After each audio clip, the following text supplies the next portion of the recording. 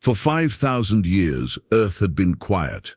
Beneath the surface of the planet, deep inside the concrete and steel vaults of silence, humanity had forgotten what the sky looked like. The world above was cold, dark, and forbidden.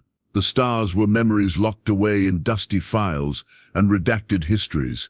People lived under artificial lights and walked through halls filled with old machines, thinking that this silence was peace.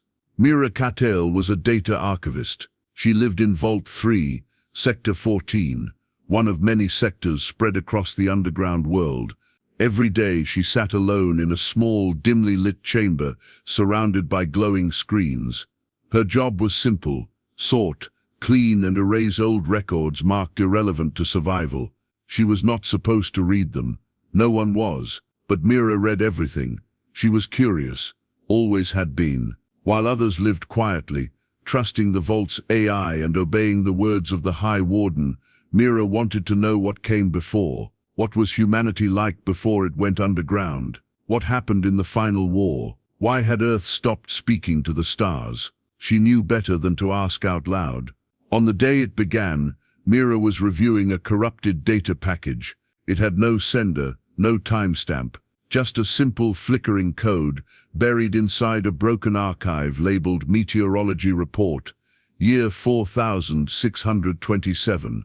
As she began restoring the file, her screen lit up with strange symbols. Lines of text scrolled by in a language she didn't recognize. Then something familiar appeared. Earth Alliance Distress Code 918 AE. Her fingers froze. She leaned in closer, trying to steady her breath. This wasn't meteorology.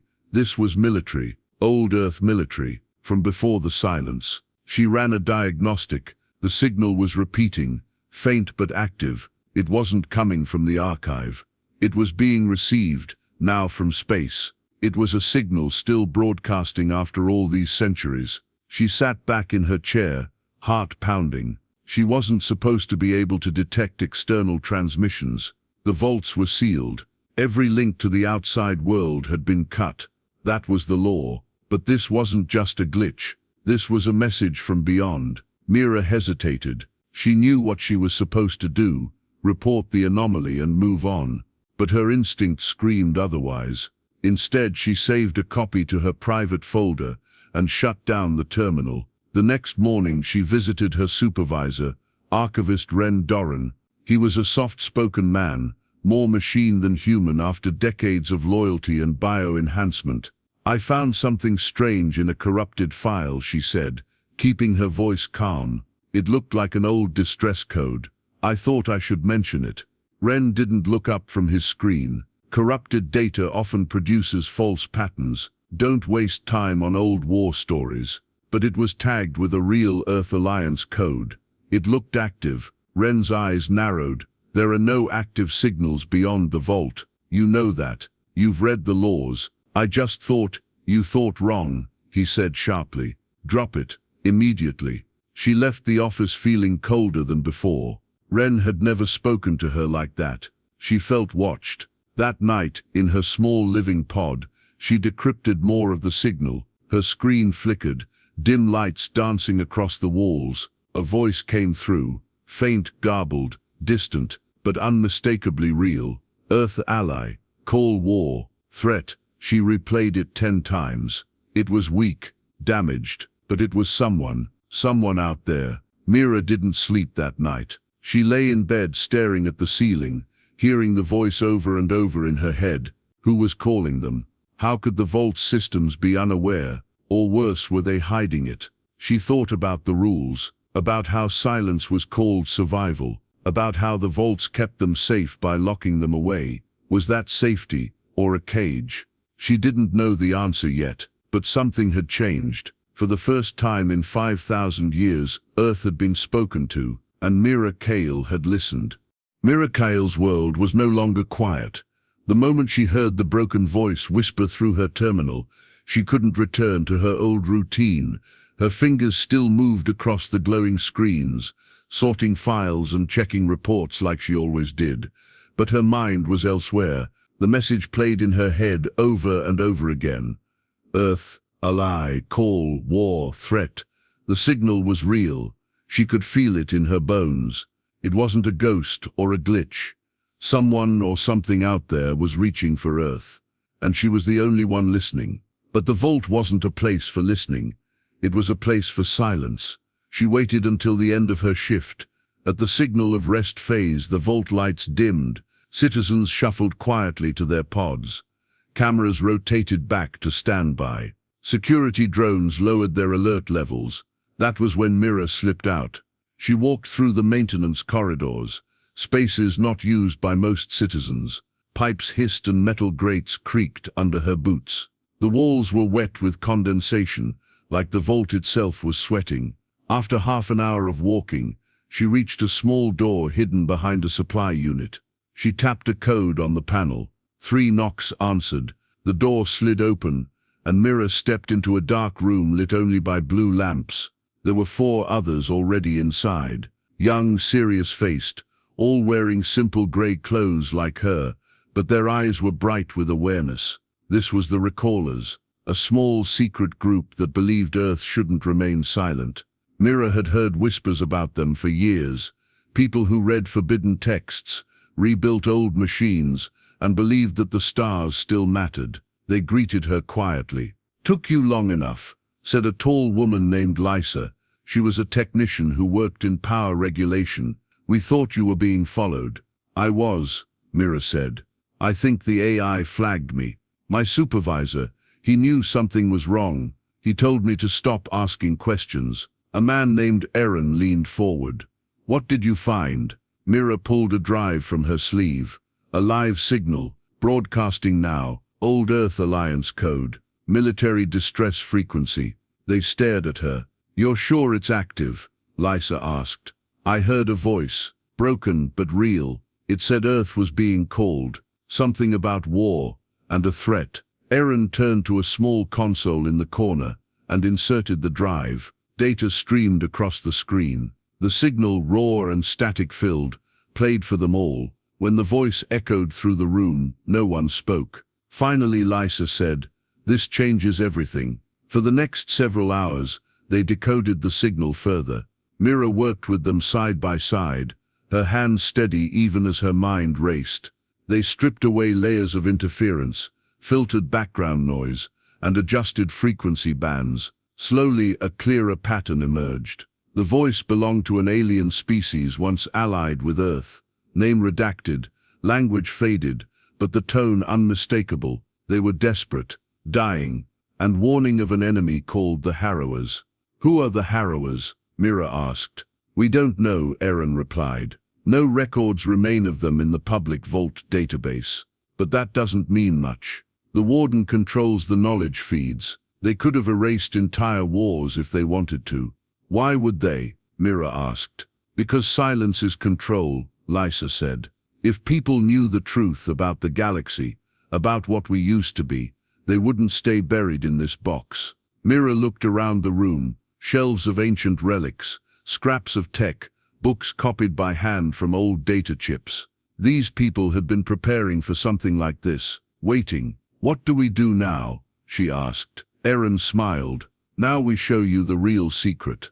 He led her through a narrow passage behind the wall. They descended a rusted staircase, lit only by emergency lamps. After several turns, they reached a massive metal door, half covered in dust and vines that had pushed in from the earth above. Aaron pressed his hand to a scanner.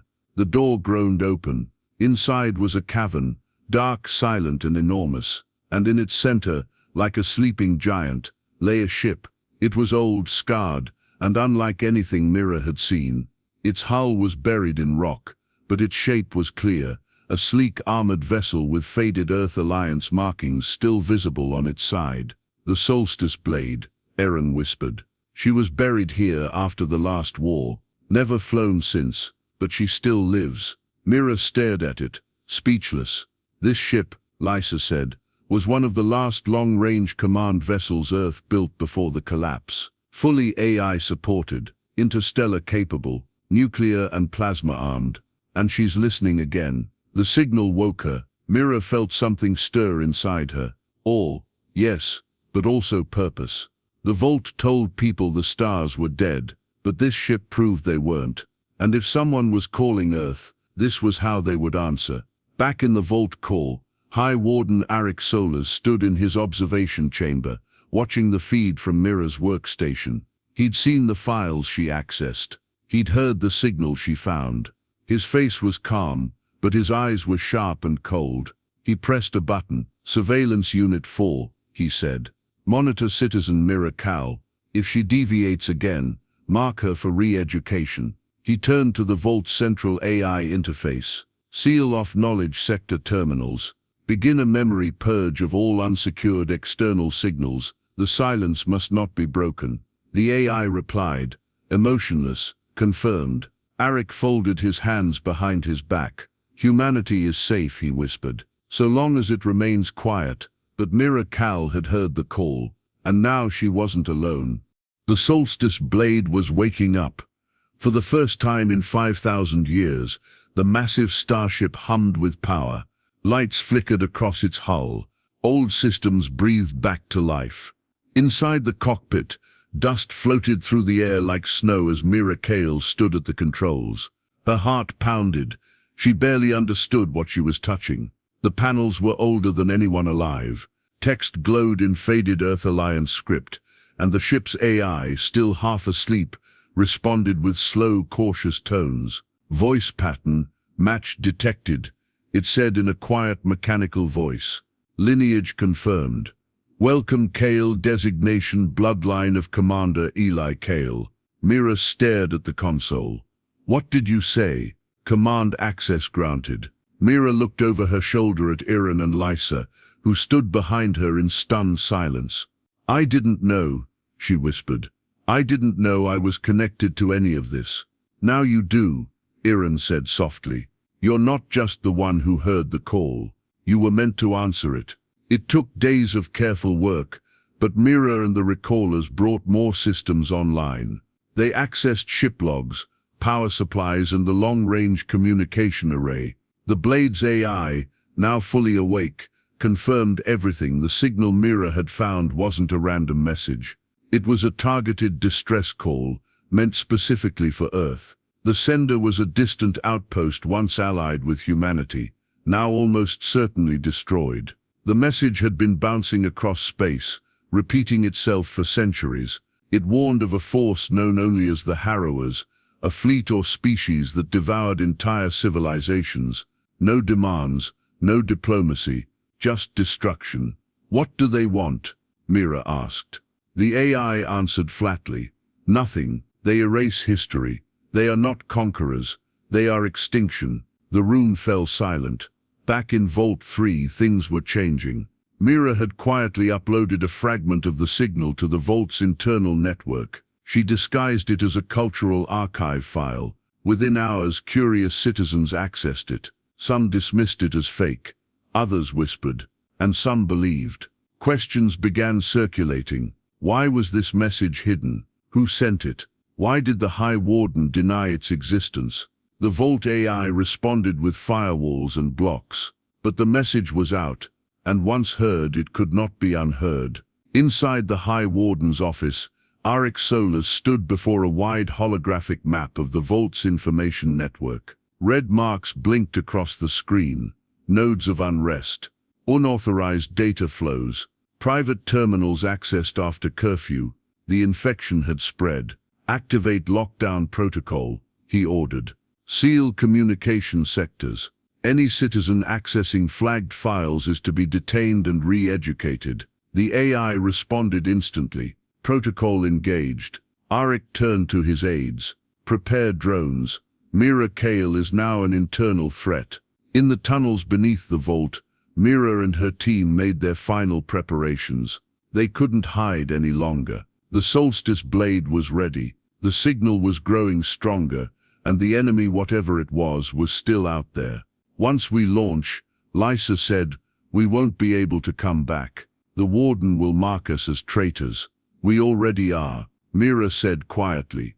"If staying quiet means letting humanity be destroyed, then I'd rather be a traitor." They moved quickly. The hangar's exit tunnel had been sealed for centuries, but Iran had reprogrammed the ancient locks. The outer hatch was still linked to emergency override systems that only a true Earth Alliance officer or their descendant could control. Mira stepped forward. She pressed her palm to the sensor. The lights turned green. Clearance confirmed, the ship's AI said. Launch sequence ready. As they climbed aboard the ship, warning sirens echoed through the vault. Red lights pulsed in the corridors. Surveillance drones swarmed toward the tunnel entrances. They found us, someone shouted. Iran jumped to the weapons station. Defense systems online. Activating countermeasures. Mira raced to the pilot's seat. The Solstice blade shuddered beneath her as its engines came alive with a low, powerful growl. Through the viewing screen, she saw steel doors slide open, revealing a launch shaft that led straight to the surface. Earth's sky, untouched for 5 millennia. The AI counted down. 3, 2, 1. The Solstice blade roared upward, tearing through the rock above, slicing through steel and stone. Alarms howled below. Drones tried to follow but were blinded by the blast. Then light, pure blinding light. The ship burst out of the ground into the open air. The sky was black, filled with stars. Earth's surface was cold and empty, but beautiful. The silence here was different, natural, peaceful, honest. Mira's eyes filled with tears. "We're out," she said. "We're really out." Behind her, Lysa grinned. "Now what?" Mira set the ship's course to the coordinates buried in the message. It was far past the moon, beyond the orbit of Mars, out where the signal had first entered the system. "We go where the voice is calling from," Mira said. "We find out who sent it, and what we're up against." As the Solstice blade accelerated into the stars, Earth shrank behind them. In the shadows of space, a new future was waiting. The Solstice blade sailed through the silence of space. Its engines pulsed softly, a steady rhythm in the vast emptiness.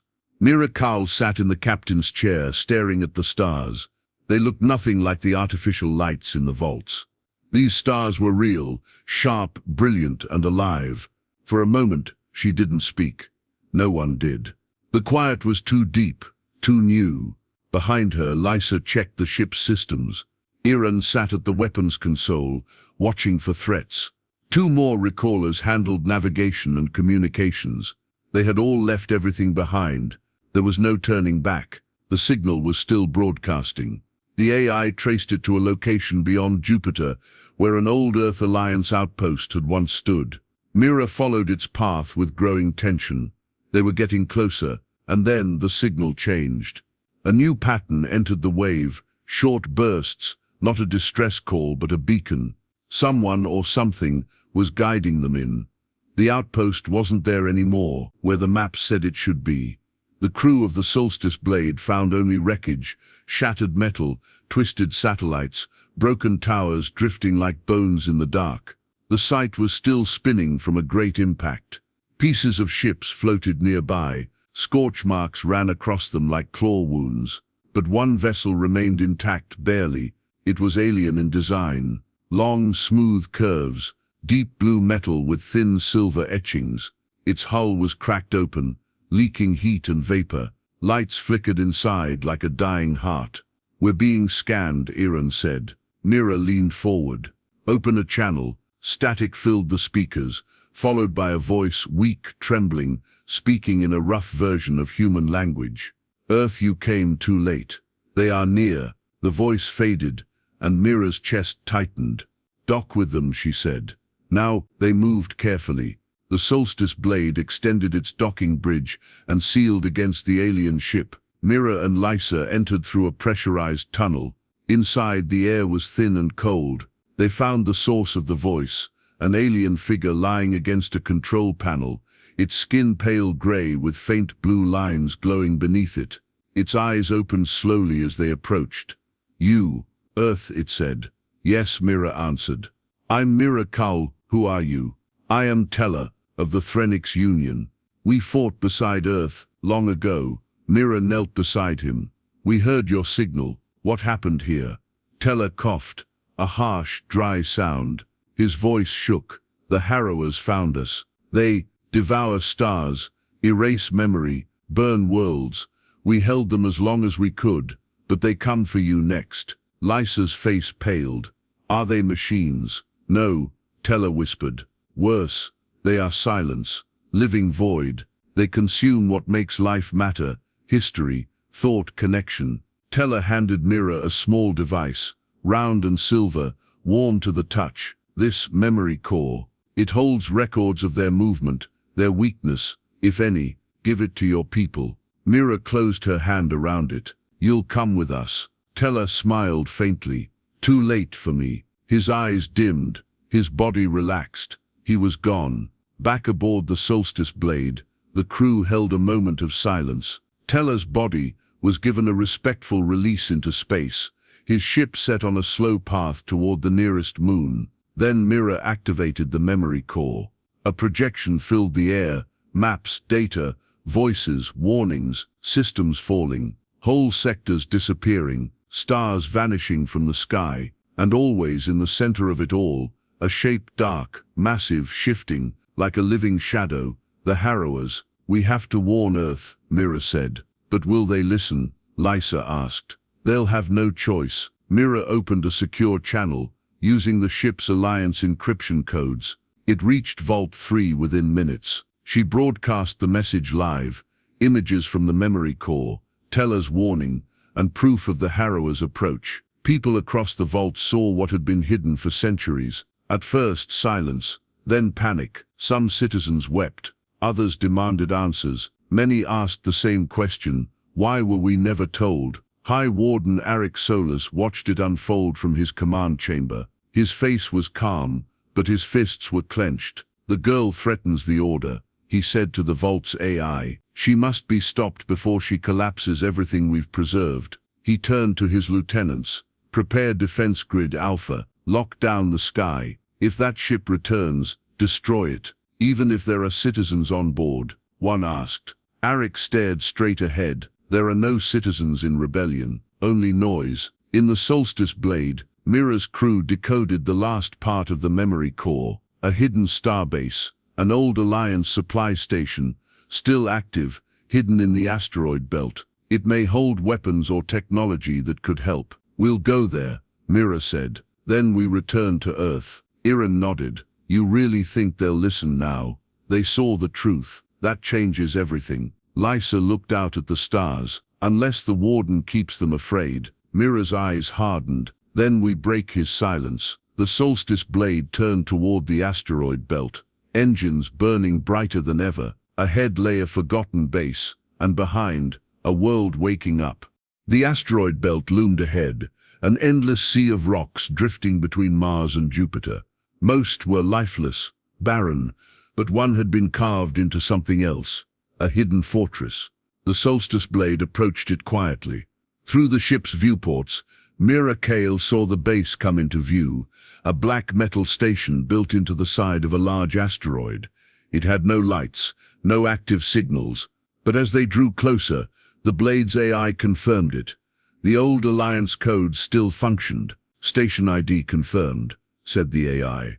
Designation, Bastion 12. Final supply node of the Earth Alliance fleet. Status, dormant. Access granted. Mira exhaled slowly. Dockus. The ship connected with the base's ancient airlock. The doors opened with a groan of metal. Inside was darkness, still and untouched. They entered slowly, lights from their suits cutting across dust-filled corridors. It was like walking through a tomb. Then the base came alive. Lights flickered on. Systems booted up. A voice echoed through the hallway, calm, ancient and human. Welcome, Commander Kale. Bastion 12 awaits. Inside the central chamber, the team found exactly what they'd hoped for, and more. There were weapons, shields, star maps, records of old battles and lost colonies. A vault filled with advanced tech sealed away during Earth's final days in space. This place is a time capsule, Lysa said, staring in awe. They were planning to come back. They never gave up. No, Mira said quietly. They were silenced before they could try. She accessed the main terminal and uploaded Teller's memory core. The base's AI absorbed the data and began analyzing Harrower movement. They'll reach the outer system in 30 days, it reported. Earth will be in range within 45. Without preparation, total loss probability is 97%. Silence fell. Mira turned to her crew. Then we don't wait. We go back now. The Solstice Blade departed Bastion 12 with new armor and upgraded engines. Its systems were stronger, its crew more focused. Mira sent another broadcast ahead of them, this time not just a warning, but a call to action, a rallying cry. Humanity is not alone, and we are not powerless. Prepare the vaults, train, build, fight. The silence is ending. Her voice echoed across Earth's hidden world. Inside Vault 3, change had already begun. Citizens gathered in secret to watch the messages. Workers ignored curfews. Old blueprints for starships were passed from hand to hand. People asked questions again, and this time they refused silence. But Eric Solis saw only danger. He paced the high command chamber, watching the vault's control systems show more red with each hour. Their doubt spreads, he said. She speaks of war, of waking the dead past. That path leads only to ruin. The Vault AI responded. Uprising probability rising. Civil structure unstable. Eric's voice hardened. Then strike first. He activated Earth's last hidden defense. Skywall, a powerful orbital weapon built long ago, and hidden even from the public records. Its purpose was simple. Deny access to the stars, permanently.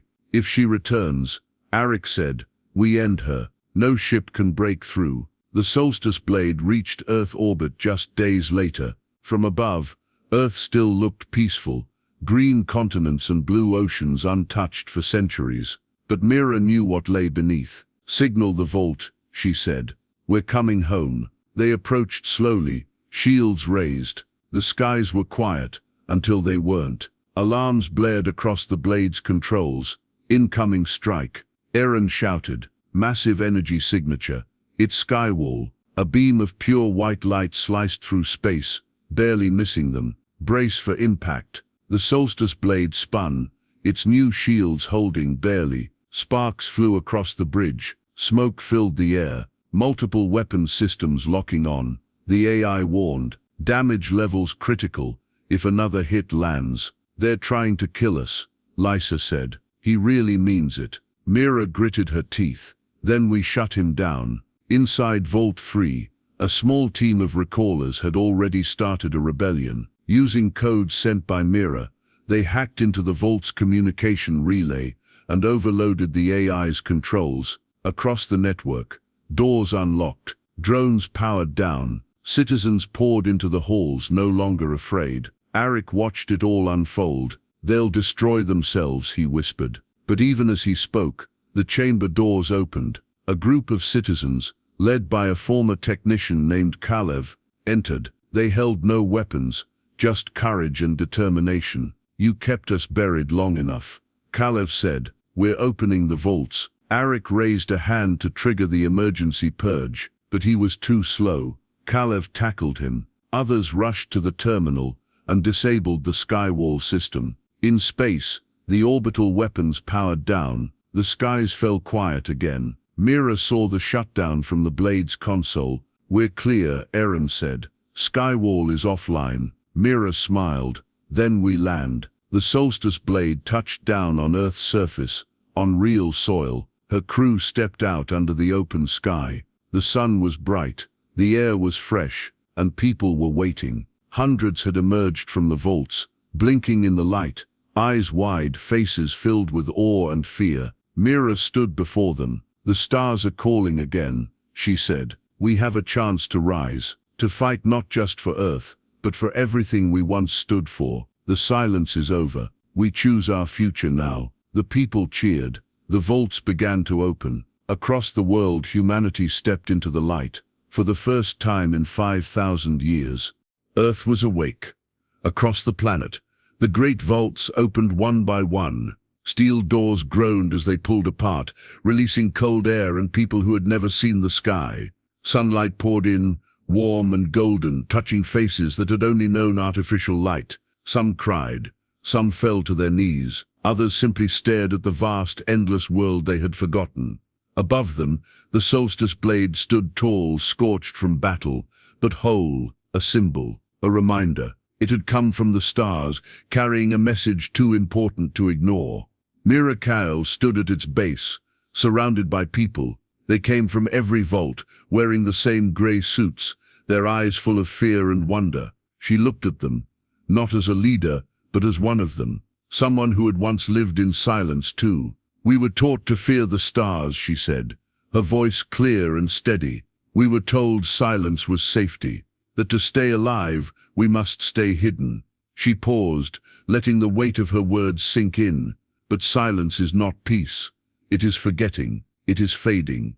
We forgot who we were, and in that forgetting, we almost disappeared. She raised her hand, holding up the memory core Teller had given her. "There are enemies out there.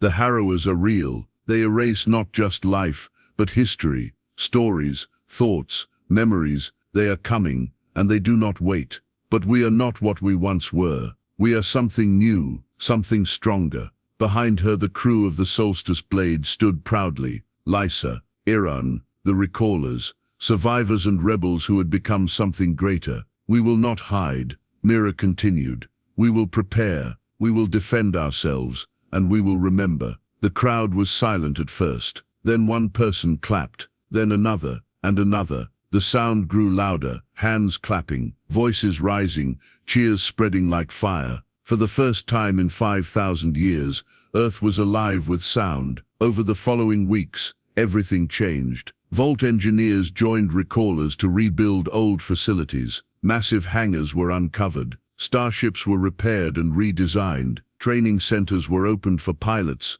technicians and scientists. The Solstice Blade became the center of a new fleet, one that would protect Earth and carry its voice back into the stars. Mira spent her days moving from site to site. She led meetings, delivered messages, and helped where she could. She didn't see herself as a hero, but people looked at her differently now. They listened, not out of fear, but hope. She stayed in touch with distant outposts, using the restored Earth Alliance channels. A few weak signals came back. Other survivors, scattered civilizations, pieces of the galaxy still holding on. Humanity wasn't alone. It had just been quiet. One morning, as the sun rose over the horizon, Mira climbed to the top of a tall hill above the main camp. She stood alone, watching the ships take flight, small, quick vessels training in formation. Iran joined her, carrying 2 mugs of warm synth brew. "You know," he said, handing her a mug. "5 months ago, I didn't think I'd ever see the sun." Mira smiled. "5 months ago, I didn't know what it meant to be alive." They stood in silence for a while. "You've done something big," Iran said. "You gave people a voice again." "I didn't give it to them," Mira replied. "It was always there. They just needed a reason to use it." He nodded. "So what now?" "We finish building the fleet. We find others who are still out there. And when the harrowers come," she turned, eyes hard, with quiet strength, "we make sure they know that Earth remembers." Later that evening, Mira stood on a platform outside the central launch site. Hundreds of people gathered before her. Pilots, engineers, leaders from every vault. Overhead, the new Earth fleet was ready. 10 ships, small, fast, armed, the beginning of something greater. Mira stepped to the microphone. "This is our new beginning. For too long we were silent. But now we speak with strength, with unity, with purpose. We speak for Earth. We speak for the stars. We speak for those who were lost, and for those who will come after." The crowd stood tall, proud, ready. Mira looked up at the stars. "I was born in silence, but I will not die in it." The Solstice Blade powered up behind her. Its engines lit the sky. The Earth fleet rose beside it, glowing like stars being born. The people of Earth watched in awe, as their world reached upward again. In space, the blade led the fleet beyond the moon, past the debris fields, and into the dark unknown. But this time, Earth was not hiding. This time they were ready to face the storm. This time they would answer the call.